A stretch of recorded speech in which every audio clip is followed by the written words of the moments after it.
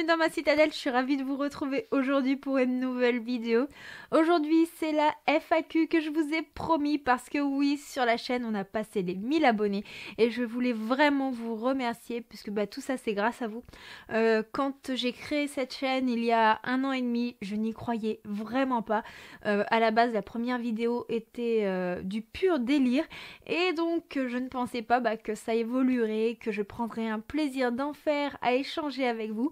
Et quand je vois qu'on est de plus en plus nombreux de jour en jour, je vous avoue que ça me touche énormément. Et à travers cette vidéo, j'ai voulu vous remercier déjà en répondant à vos questions, mais aussi par un petit concours. Donc attention, allez bien jusqu'au bout de cette vidéo.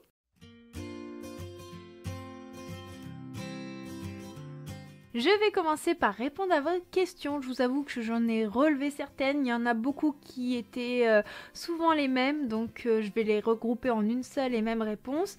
Elles sont pas triées, donc je vais y répondre dans l'ordre. Il n'y en a pas non plus énormément, mais bien suffisamment. La première question c'est: est-ce que tu vises les 1500 abonnés maintenant?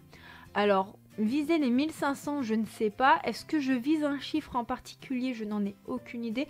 En fait, déjà de voir que vous interagissez à chacune de mes vidéos, que je vois souvent les mêmes noms réapparaître dans les commentaires, je commence à avoir l'impression de vous connaître. Et c'est le fait de discuter avec vous, en fait, sous chacune de mes vidéos, qu'importe le nombre que l'on est. C'est vraiment cet échange, le fait que j'ai l'impression de vous connaître, j'ai l'impression que l'on partage quelque chose tout simplement parce que on se retrouve à chaque rendez-vous hebdomadaire. Donc les vidéos, comme vous le savez, elles paraissent le mercredi, vendredi et dimanche. Des fois il arrive qu'il y en ait une ou deux bonus selon les challenges ou si j'ai des idées supplémentaires et que j'ai trop d'impatience pour vous les partager. Mais généralement je me cantonne à ces rendez-vous là, et quand je vois que vous êtes présent, que vous me laissez un petit commentaire, en fait c'est amplement suffisant. Après que la chaîne grandisse, ça me touche, ça me plaît, ça me fait quelque chose, mais je ne vise pas de nombre en particulier. Tu as quel âge? Alors il faut savoir que je viens d'avoir 28 ans, je les ai eus début août. Voilà, on s'approche de plus en plus de la trentaine, je n'ai pas vu passer mes 20 ans, je me sens déjà vieille, même si je sais que 28 c'est encore assez jeune, mais voilà. As-tu d'autres passions que la lecture? Alors oui, ma première grosse passion après la lecture c'est le dessin et la peinture. Donc la peinture j'en fais plus trop parce que je n'ai pas spécialement le temps et que installer, mettre en place le matériel, le nettoyer, ça prend énormément de temps et je dessine énormément. Le dessin j'en fais quand j'ai 5 minutes devant moi, mais ça arrive très peu souvent. Je dessine beaucoup moins qu'avant et je vous avoue que c'est l'aspect qui me manque le plus parce que le temps que je passais à faire du montage vidéo par exemple, avant c'était du temps où je dessinais et j'aime tellement partager avec vous que je me suis mis une pression pour être hyper assidue, pour ne pas être en retard dans mes vidéos, pour toujours en avoir une ou deux d'avance si jamais un jour j'ai pas le temps, que du coup en fait dès que j'ai du temps libre j'ai plus pensé à prendre la caméra et tourner qu'à dessiner. Et ça c'est quelque chose que j'aimerais modifier, me mettre un peu moins la pression pour les vidéos et prendre le plaisir de prendre mes crayons. Il faut savoir que quand j'ai pas le moral, des fois je vais pas arriver forcément à me concentrer dans un livre et je vais prendre mes crayons et c'est là que je vais être le plus performante. D'ailleurs si vous êtes curieux, je vais vous mettre un ou deux dessins ici pour que vous puissiez en voir un petit peu à quoi ressemblent mes dessins. Je dessine principalement au crayon de couleur, mais il m'arrive aussi de dessiner au crayon graphite et au fusain. Quel est ton roman préféré? Alors mon roman préféré, c'est très compliqué. Si on parle de saga, je vous dirais sans conteste Harry Potter. Si on parle de mon roman préféré de tous les temps, excusez-moi, je suis obligée de regarder un petit peu derrière parce qu'en fait j'en ai plusieurs romans préférés, donc en choisir qu'un seul ce serait compliqué. En roman d'histoire de vie, je dirais Ma vie pour la tienne de Jodi Picoult, qui est une histoire qui va parler d'une enfant médicament qui m'avait beaucoup brassée. En science-fiction pure, je dirais qu'il y a Le Papillon des étoiles de Bernard Werber. C'est une lecture que j'ai lue il y a hyper longtemps mais que je ne parviens pas à oublier. En romance, je dirais Maybe Someday de Colleen Hoover. Je sais pas pourquoi, c'est une romance que j'ai dû lire plusieurs fois qui m'a totalement envoûtée. Et en fantasy, en fait, il m'est impossible d'en choisir qu'une seule. Donc, il y aurait Akotar, il y aurait Crescent City, il y aurait Keleana, il y aurait Nevernight. Dans mes lectures à peu près récentes, enfin, il y en a trop. C'est trop dur de répondre que par une lecture par rapport à ça. Sinon, comment arrives-tu à trouver toujours autant de plaisir dans les romances et comment fais-tu pour ne pas te lasser? Alors, je pense que si j'arrive à trouver autant de plaisir dans les romances, c'est que j'en lis diverses et variées parce que je lis plusieurs genres littéraires. Comme je lis un petit peu de tout globalement, même si le thriller c'est vraiment la partie la moins présente sur la chaîne, mais j'ai pu lire des classiques même si j'en lis pas beaucoup, j'ai pu lire des pièces de théâtre, j'ai pu lire des romances classiques, de la fantasy, de la dystopie, même si la romance est clairement présente, plus ou moins mise en avant dans la plupart de ces genres. Et que j'alterne un petit peu mes lectures, je pense que ça me permet justement de ne pas me lasser et de trouver du plaisir dans la romance. C'est-à-dire que par exemple, quand je lis une romance, la lecture d'après n'est pas forcément une pure romance, je vais mettre de la fantaisie, je peux lire du graphique, donc ça permet de renouveler un petit peu.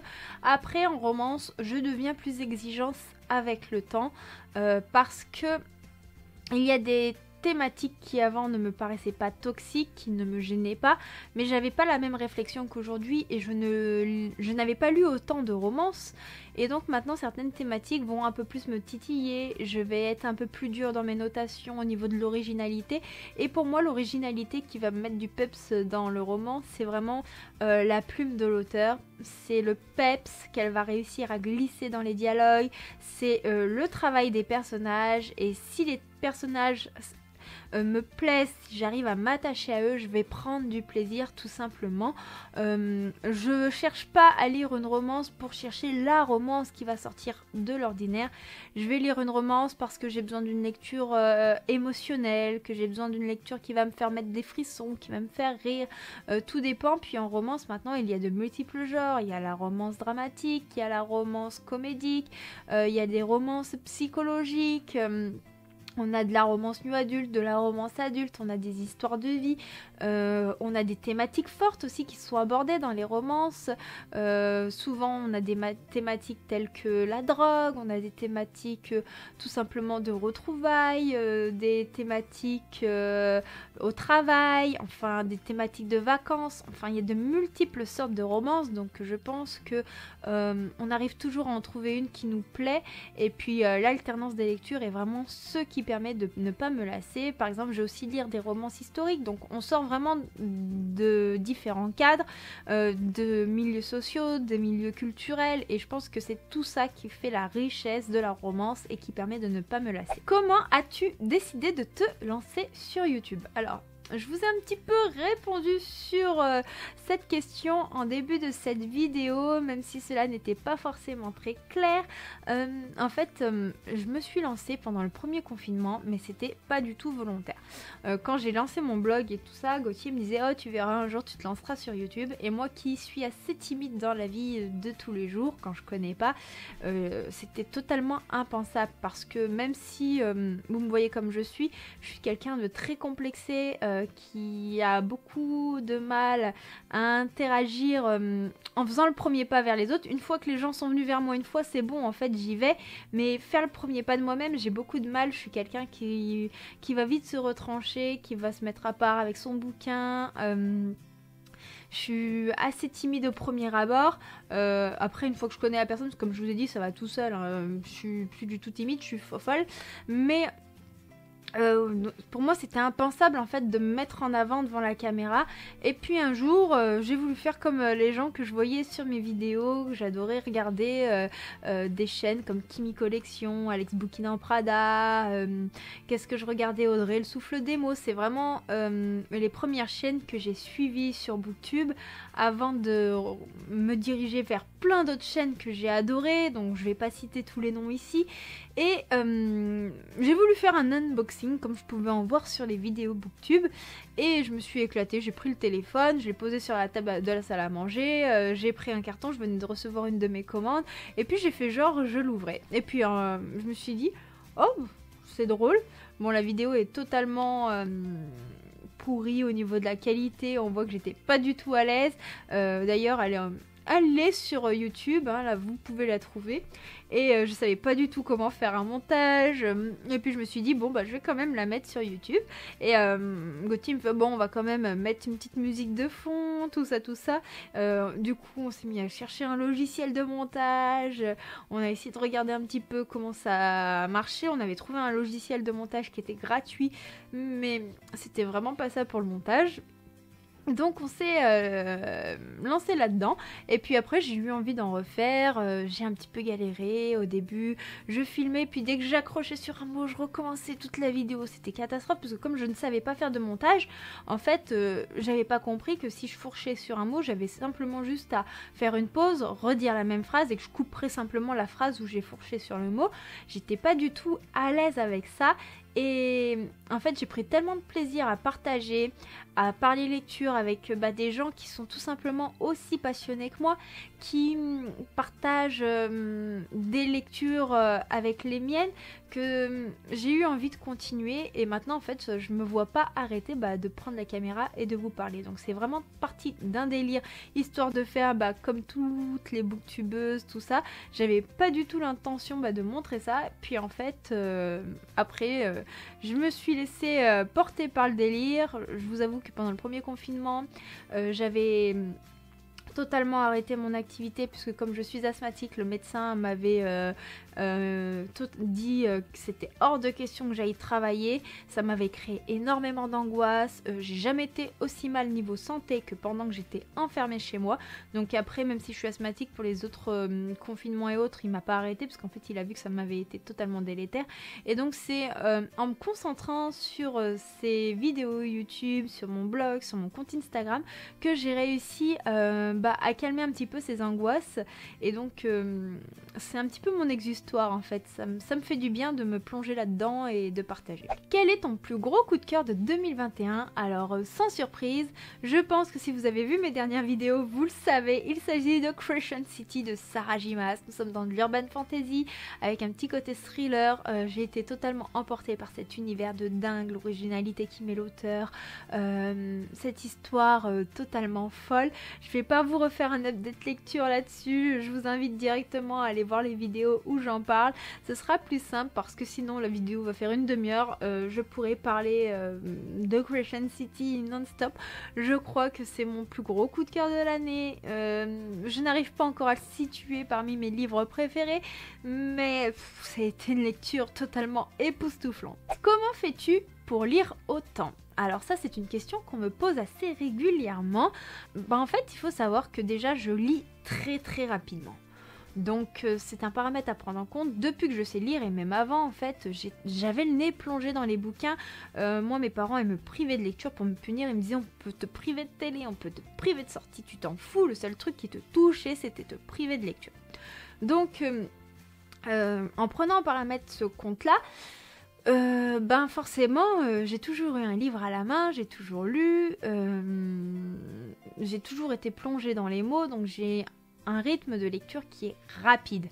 Après je suis totalement accro à la lecture. Il faut savoir que j'ai toujours des livres papier sous la main et j'ai toujours des livres numériques sous la main, et des fois j'ai mes livres papier que j'ai également en format numérique, ce qui me permet que si je peux pas emmener mon livre papier avec moi, je me mets en numérique à l'endroit où je me trouvais sur le livre papier. Ça me permet de lire lors de mes déplacements. Par exemple quand je vais à la salle de sport, puisque oui je vous ai parlé tout à l'heure de mes passions en dessin, mais j'ai aussi le sport, la musculation en salle, le fitness. On va plusieurs fois par semaine à la salle avec Gauthier. Je vous partage des fois des petits moments de ceci dans les vlogs, même si j'en parle pas parce que j'ai pas forcément envie de faire du lifestyle sur ce compte-ci et sur aucun compte d'ailleurs. Je pense qu'il y en a déjà assez qui en parlent et puis bon, j'estime que je suis pas forcément le meilleur exemple à suivre non plus, mais je prends vraiment beaucoup de plaisir à faire attention à mon alimentation pour le sport, à prendre du plaisir en sport, plein de petites choses tout simplement. Et du coup, même à la salle de sport, quand je suis en repos, par exemple, je vais faire une série de squats, j'ai 1 minute 10 de repos, généralement quand je fais une série, quand je fais du squat, pendant 1 minute 10, je vais prendre mon livre qui est en numérique et je vais lire pendant 1 minute 10, je vais faire une autre série, je vais relire pendant 1 minute 10, enfin plein de petits trucs comme ça. Des fois, par mon métier, comme je suis souvent en déplacement de maison en maison, il m'arrive d'avoir un petit peu d'avance sur la route. Si c'est une petite avance, j'enchaîne, ça gêne pas trop, mais des fois il y a des personnes où on peut pas forcément arriver trop en avance, donc là je vais rester dans la voiture, je vais en profiter pour lire 5-10 minutes, je vais lire le soir dans le lit, je vais lire si je vais aux toilettes, je vais lire pendant que je me sèche les cheveux, enfin j'ai toujours un livre à la main, donc je pense que c'est ce qui fait que je lis beaucoup et comme je vous ai dit, je lis aussi rapidement. Ensuite, on m'a demandé si je mettais mes livres en vente. Alors oui, je mets les livres que je ne souhaite pas garder dans ma bibliothèque en vente. Généralement, je les mets par vague sur mon Vinted, dont vous avez le lien en barre de description. Généralement, les livres qui ne m'ont pas botté, qui ont été de vraies déceptions, que j'ai pas forcément envie de garder, je vais les mettre de côté sur une étagère et dès que j'en ai plusieurs, je vais les mettre sur Vinted. Généralement, je les mets pas trop cher parce que j'ai envie qu'ils partent, j'ai pas envie qu'ils restent chez moi, c'est plus pour en faire profiter quelqu'un d'autre.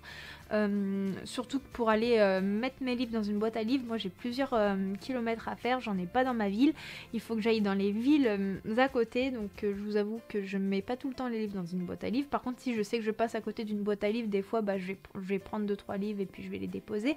Mais oui, plusieurs fois dans l'année, je mets mes livres en vente sur Vinted. Voilà pour ce qu'il en est de vos questions.